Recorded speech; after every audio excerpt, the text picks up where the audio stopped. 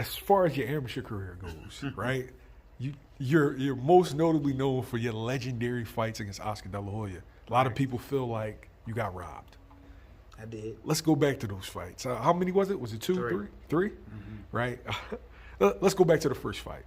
Well, first, were you always eyeing Oscar, being that he was top amateur? No.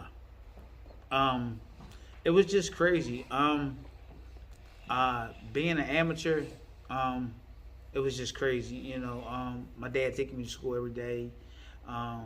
You know, and me just going to school every day. People know who I am. It was great. It was crazy. I just, you know, go to school, come home every day. Dad take me to the gym. I hit the bag. It was just, you know, everybody knowing who I was. It was just crazy in school and around the Nicetown area. Everybody know me as Mighty Mouse. That's just who I was. That's, you know, who people knew me as. I know I go to school. I'm out in the neighborhood. I'm going shopping with my mom. Everybody in the neighborhood called me Mighty Mouse. So that was the name that I was known as. I'm out and about. I'm going to where was we going? It was Knoxville, Tennessee. I was out going to Knoxville, Tennessee. My first international trip. It was Pennsylvania Golden Gloves. It was me, like 11 other guys, excuse me, and my coaches were Barry Stump and Marvis Frazier. And I went out there and I beat everybody my first national trip, and I was in the finals. Never knew none of the guys that I fought, and at that time, Oscar De La Hoya was the champion from the West Coast, and I was the champion from the East Coast. Never even thought about Oscar De La Hoya, never thought who he was or nothing like that. So when we got to the finals, we just knew it was a kid from the East Coast, East Los Angeles, and the kid name was Oscar De La Hoya. So, you know, I was a little nervous. You know, I told Marvis and I told Barry that I was nervous. But, you know, Marvis, you know, oh, don't worry about the champ. You're going to go out there. You're going to do your best. Barry Stump, you know, he was like, Ivan, you know, go out there, do what we asked you to do. We want you to go out there and stay on top of the kid and just go out there and do what you do best. So I went out there and I fought him. I noticed that he was strong from his right side because we come to find out that he was naturally a southpaw. So his strong hand was his left hand. So he was strong from his left side. But, you know, I had quick hands, and so I stayed on top of him. And, you know, everybody seen that I was the faster guy. So that's what I used with my fast hands. And I just stayed on top of Oscar. I kept my hands moving, and I stayed on top of him. And everybody seen that I outpointed him. But for some reason, everybody said he was the golden boy.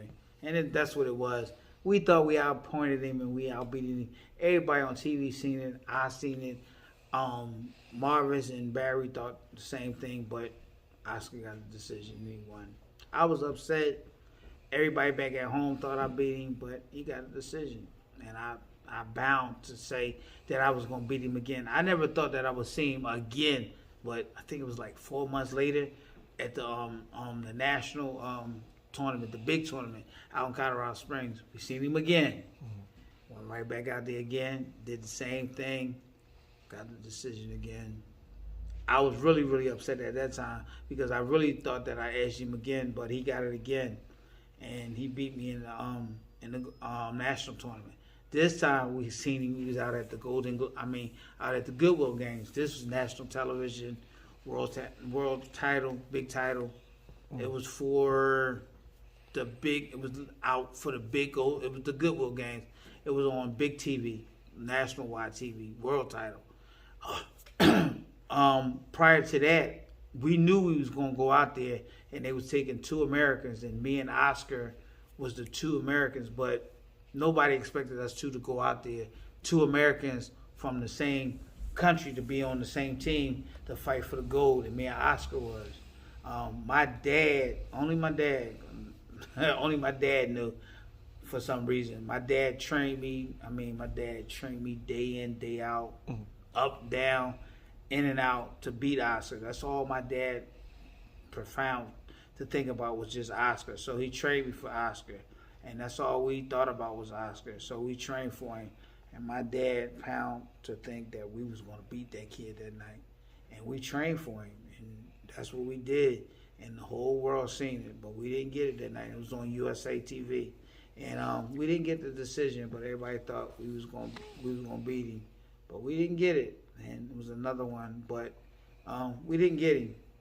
And I was really, really upset. But it didn't really, I mean, it discouraged me. It made me mad. But it didn't, really knock me off my rocker. And it was it wasn't to the point I was going to be oh, man, I was going to quit or nothing like that.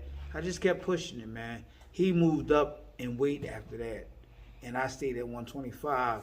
And from there, it was supposed to be 2 gold medals for the Olympics. He was supposed to make the 32, and I was supposed to make 25.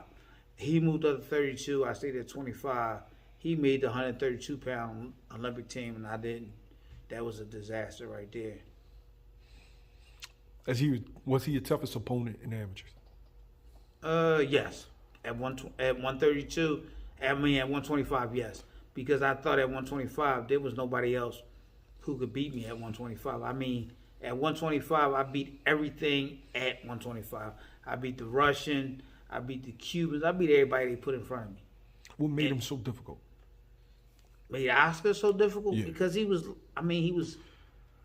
think Oscar was 5'11". He was the tallest at 125. He had good range. He could punch pretty good. He had quick hands. He was just something he was just something different. And I guess he just gave me trouble. And I just couldn't get by him. But he was just something different, and he was just my nemesis. I couldn't get by him, but anything and everybody else, I ain't had no problems with. I ain't had no trouble with. I just beat everything else that stood in front of me. So when he moved up, I guess it was just like a fresher breath of air. Anything that was in front of me, I had no problem with. But I don't know what happened in the box offs or the Olympic trials. They had this kid named Julian Willer that they put in front of me in the box off. It was no way he beat me, but for some reason they gave him the nod and he beat me. That's what knocked me out my Olympic gold right there. If he wouldn't have beat me, there was no way I wouldn't have won a gold medal.